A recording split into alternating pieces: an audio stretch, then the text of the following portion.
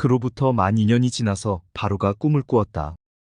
그가 나일 강가에 서 있는데 잘생기고 살이 찐 암소 7마리가 강에서 올라와서 갈밭에서 풀을 뜯는다.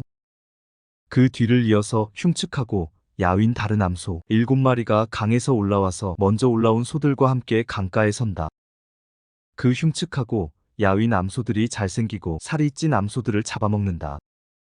바로는 잠에서 깨어났다. 그가 다시 잠들어서 또 꿈을 꾸었다. 이삭 7개가 보인다. 토실토실하고 잘 여문 이삭 7개가 나오는데 그것들은 모두 한 줄기에서 나와서 자란 것들이다. 그 뒤를 이어서 또 다른 이삭 7개가 피어나오는데 열풍이 불어서 야위고 마른 것들이다. 그 야윈 이삭이 토실토실하게 잘 여문 이삭 7개를 삼킨다. 바로가 깨어나 보니 꿈이다. 아침에 그는 마음이 뒤숭숭하여 사람을 보내어서 이집트의 마술사와 현인들을 모두 불러들이고 그가 꾼 꿈 이야기를 그들에게 하였다. 그러나 아무도 그에게 그 꿈을 해몽하여 주는 사람이 없었다. 그때에 술잔을 올리는 시종장이 바로에게 말하였다. 제가 꼭 했어야 할 일을 못한 것이 오늘에야 생각납니다. 임금님께서 종들에게 노하셔서 저와 빵을 구워 올리는 시종장을 경호대장 집 감옥에 가두신 일이 있습니다. 저희들이 같은 날 밤에 각각 꿈을 꾸었는데 두 꿈의 내용이 너무나 달랐습니다. 그때에 그곳에 경호대장의 종인 히브리 소년이 저희와 함께 있었습니다. 저희가 꾼 꿈 이야기를 그에게 해주었더니 그가 그 꿈을 풀었습니다. 저희 두 사람에게 제각기 그 꿈을 해몽하여 주었던 것입니다. 그리고 그가 해몽한 대로 꼭 그대로 되어서 저는 복직되고 그 사람은 처형되었습니다. 이 말을 듣고서 바로가 사람을 보내어 요셉을 불러오게 하였고 사람들은 곧바로 그를 구덩이에서 끌어냈다. 요셉이 수염을 깎고 옷을 갈아입고 바로 앞으로 나아가니 바로가 요셉에게 말하였다. 내가 꿈을 하나 꾸었는데 그것을 해몽할 수 있는 사람이 없다. 나는 네가 꿈 이야기를 들으면 잘 푼다고 들었다. 그래서 너를 불렀다. 요셉이 바로에게 대답하였다. 저에게는 그런 능력이 없습니다. 임금님께서 기뻐하실 대답은 하나님이 해주실 것입니다. 바로가 요셉에게 말하였다. 꿈에 내가 나일 강가에 서 있는데 살이 찌고 잘생긴 암소 7마리가 강에서 올라와서 갈밭에서 풀을 뜯었다. 그것들의 뒤를 이어서 약하고 아주 흉측하고 야윈 다른 암소 7마리가 올라오는데 이집트 온 땅에서 내가 일찍이 본 일이 없는 흉측하기 짝이 없는 그런 암소들이었다. 그 야위고 흉측한 암소들은 먼저 올라온 기름진 암소 7마리를 잡아먹었다. 흉측한 암소들은 살이 찐 암소들을 잡아먹었는데도 여전히 굶은 암소처럼 흉측하였다. 그리고는 내가 깨어났다. 내가 또다시 꿈에 보니 한 줄기에서 자란 이삭 7개가 있는데 잘 여물고 실한 것들이었다. 그것들의 뒤를 이어서 다른 이삭 7개가 피어나오는데 열풍이 불어서 시들고 야위고 마른 것들이었다. 그 야윈 이삭이 잘 여문 7 이삭을 삼켜버렸다. 내가 이 꿈 이야기를 마술사와 현인들에게 들려주었지만 아무도 나에게 그 꿈을 해몽해주지 못하였다. 요셉이 바로에게 말하였다. 임금님께서 2번 꾸신 꿈의 내용은 다 같은 것입니다. 임금님께서 장차 하셔야 할 일을 하나님이 보여주신 것입니다. 그 좋은 암소 7마리는 7회를 말하고 잘 여문 이삭 7개도 7회를 말하는 것입니다. 두 꿈이 다 같은 내용입니다. 뒤따라 나온 야위고 흉측한 암소 7마리나 열풍에 말라버린 쓸모없는 이삭 7개도 역시 7회를 말합니다.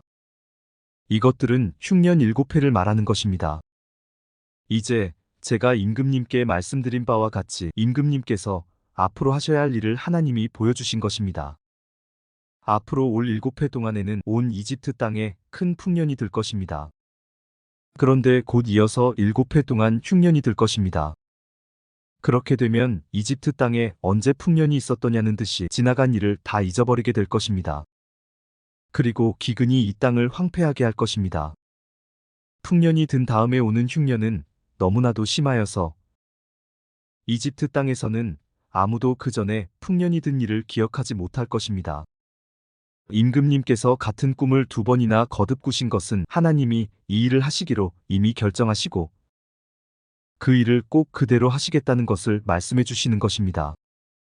이제 임금님께서는 명철하고 슬기로운 사람을 책임자로 세우셔서 이집트 땅을 다스리게 하시는 것이 좋을 듯합니다. 임금님께서는 전국의 관리들을 임명하셔서 풍년이 계속되는 7해 동안에 이집트 땅에서 거둔 것의 5분의 1을 해마다 받아들이도록 하심이 좋을 듯합니다. 앞으로 올 풍년에 그 관리들은 온갖 먹거리를 거두어들이고 임금님의 권한 아래 각 성읍에 곡식을 갈무리하도록 하십시오. 이 먹거리는 이집트 땅에서 7해 동안 이어갈 흉년에 대비해서 그때에 이 나라 사람들이 먹을 수 있도록 갈무리해 두셔야 합니다. 그렇게 하시면 기근이 이 나라를 망하게 하지 못할 것입니다. 바로와 모든 신하들은 이 제안을 좋게 여겼다. 바로가 신하들에게 말하였다. 하나님의 영이 함께하는 사람을 이 사람 말고 어디에서 또 찾을 수 있겠느냐? 바로가 요셉에게 말하였다. 하나님이 너에게 이 모든 것을 알리셨는데 너처럼 명철하고 슬기로운 사람이 어디에 또 있겠느냐?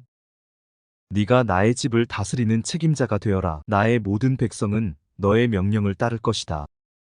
내가 너보다 높다는 것은 내가 이 자리에 앉아 있다는 것뿐이다. 바로가 또 요셉에게 말하였다. 내가 너를 온 이집트 땅의 총리로 세운다. 그렇게 말하면서 바로는 손가락에 끼고 있는 옥새 반지를 빼서 요셉의 손가락에 끼우고 고운 모시 옷을 입히고 금목걸이를 목에다 걸어주었다. 그런 다음에 또 자기의 병거에 버금가는 병거에 요셉을 태우니 사람들이 물러나거라 하고 외쳤다. 이렇게 해서 바로는 요셉을 온 이집트 땅의 총리로 세웠다. 바로가 요셉에게 말하였다. 나는 바로다. 이집트 온 땅에서 총리의 허락이 없이는 어느 누구도 손 하나 발 하나도 움직이지 못한다. 바로는 요셉에게 사브나빠네아라는 이름을 지어주고 온의 제사장 보디베라의 딸 아스낙과 결혼을 시켰다. 요셉이 이집트 땅을 순찰하러 나섰다.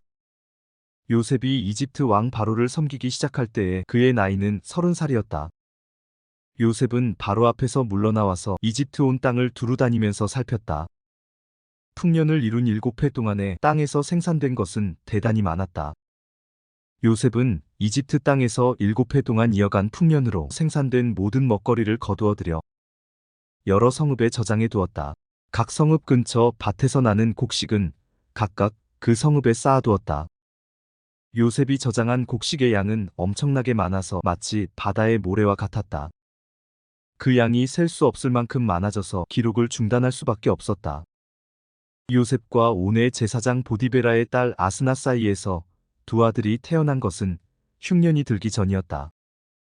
요셉은 하나님이 나의 온갖 고난과 아버지 집 생각을 다 잊어버리게 하셨다 하면서 맏아들의 이름을 므낫세라고 지었다. 둘째는 내가 고생하던 이 땅에서 하나님이 자손을 번성하게 해주셨다 하면서 그 이름을 에브라임이라고 지었다. 이집트 땅에서 7해 동안 이어가던 풍년이 지나니 요셉이 말한 대로 7해 동안의 흉년이 시작되었다. 온 세상에 기근이 들지 않은 나라가 없었으나 이집트 온 땅에는 아직도 먹거리가 있었다. 그러나 마침내 이집트 온 땅의 백성이 굶주림에 빠지자 그들은 바로에게 먹을 것을 달라고 부르짖었다. 바로는 이집트의 모든 백성에게 요셉에게로 가서 그가 시키는 대로 하여라 하였다. 온 땅에 기근이 들었으므로 요셉은 모든 창고를 열어서 이집트 사람들에게 곡식을 팔았다. 이집트 땅 모든 곳에 기근이 심하게 들었다. 기근이 온 세상을 뒤덮고 있었으므로 다른 나라 사람들도 요셉에게서 곡식을 사려고 이집트로 왔다.